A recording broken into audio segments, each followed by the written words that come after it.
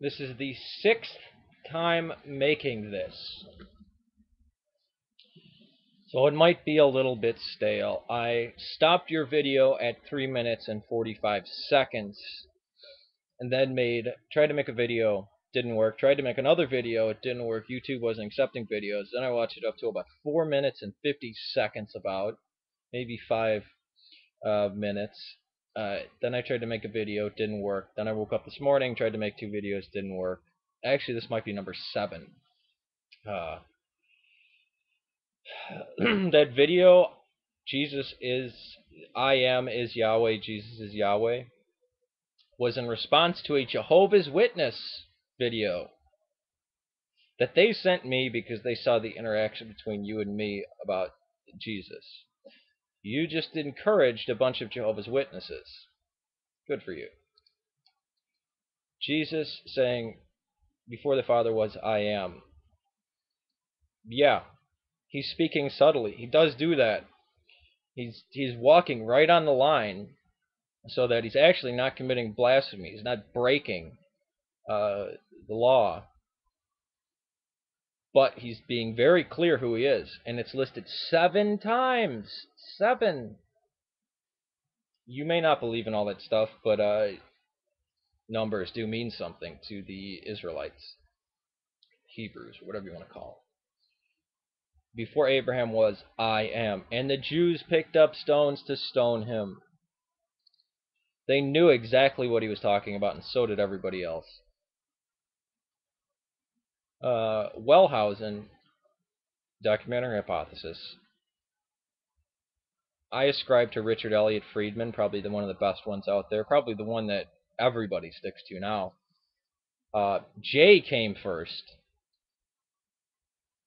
And then right after Jay, this is probably just before or during the time of David Solomon.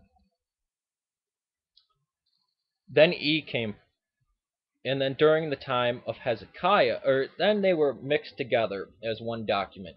EJ, JE. And then around the time of Hezekiah, P came in and tried to refute all that stuff, and offered its own version of events. And then D, which is probably Jeremiah, came around the time of Josiah, and wrote from Deuteronomy to 2 Kings. And then he's probably the one that put everything together. It used to be thought it was Ezra after the Babylonian captivity. No, that's not the view anymore. It's Jeremiah before the Babylonian captivity. Where you get that none of these are Israelite sources. So some of the language is in there. Okay. Now, P and E use Yahweh, but they use Elohim before the divine name is revealed. They never call him Yahweh before the divine name is revealed. When the divine name is revealed, it's revealed. And then they start using Yahweh. J doesn't do that, uses Yahweh for the whole thing. The divine name is just, I am who I am. I will be who I will be. I was who I was. He's not telling you anything. He's just saying, all that you need to know is that I am. He doesn't have a name. So, but the Jews, oh yeah, that's his name. Ugh. The Orthodox have it correct. We call him Yahon, the existing one. The one who is, I mean, not even describing him as God, because God is a wrong concept if you're using gods. He is outside of space and time. That's why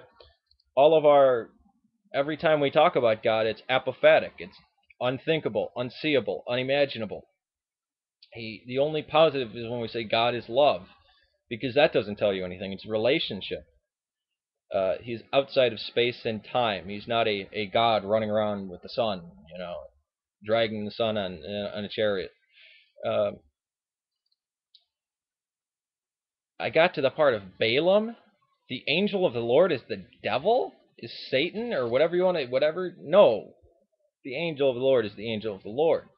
Sometimes it's used as pre-existent Christ. Sometimes it's not. That's the angel, the good heavenly powers. Whether it's just or merciful, I don't see a contradiction. I know you're going to go off on that one now. Me saying I don't see a contradiction between justice and mercy. There's really not. Just have to move beyond that and see that. Well, we'll get into that. What else? Trying to think what I made so many times. I would ascribe to E. I like E better. I like the E God better. I don't like Yahweh at all. P. I like P using Elohim. I like his creation story better. His everything better. Until you get to the Levitical text where God cannot be merciful. This is where this contradiction comes, because P doesn't see God as merciful. You just do procedural things to get to God. God is totally blind. Whereas E and J and D, God can change his mind. God doesn't worry so much. You can talk to God, and you can interact, and he comes down with angels and fights you, and he does this and he does that. He doesn't remain way back off cosmic and need a priesthood. And it's not only the priest that can sacrifice, anybody can start sacrificing. You see this all throughout Genesis. So that's where this clashing views of God. It was all before the Babylonian captivity, and it was all in Israel with Israelites. Whether some of the old language got in there, okay, I'm not fine, but the ideas were all there, original, and that's where we get all this confusion. Jesus is Yahweh. There's so many messianic prophecies where he's called Yahweh. He's called God, Eternal Father, which is kind of weird. People think that's modalism. That kind of screwy.